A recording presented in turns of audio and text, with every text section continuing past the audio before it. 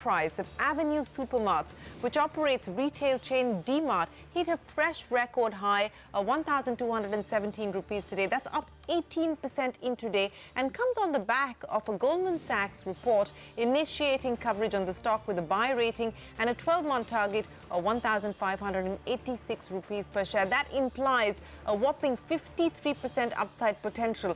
Mangalam joins us now. Mangalam, where does this take the company?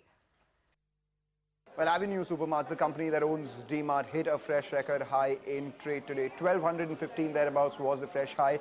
But remember, 1,200 is an important mark because it means 4 times the issue price. And if you did not get allotted in the IPO, bought it at the listing price of 600 rupees, you still would have doubled your money. And why did that happen? This FMCG retailer in today's trading session crossed the market cap of most FMCG companies, barring just the big boys, HUL, ITC, as well as Asian Paints, but bar none, crossed Nestle's market cap too. Why did that happen? Well, the trigger was Goldman Sachs initiating coverage on a stock which had moved almost 3 times from its issue price, closer to that 1,000 rupee mark, and not just initiated with a buy, but initiated with a high conviction buy with a target price of 1586, which implies a 50% plus upside and a market cap of close to 1 lakh crore rupees. Now that is interesting because Goldman Sachs estimates have stretched all the way up to FY29. So they've valued the company at 28 times FY29 earnings. So that is a 12-year long horizon that they've discounted back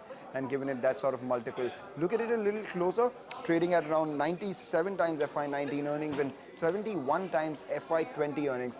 Based on these high valuations, the stock, which was up around 17% at one point in time, did fall from the high point of the day to about 10-11% and ended the day with about 7-8% gains. Now, why such a sharp rally in today's trading session? Primarily because of the high demand and most importantly because of the low supply. If you take a look at the market cap, 70,000 crores is the market cap, right? But the free float market cap is just about 5,000 crore rupees. So retailers do not have a lot to buy into. Supply squeeze and high demand is taking the stock price higher. Promoters own 82%, mutual funds own about 4%, and even the management, the CEO of the company owns about 2.2% as well.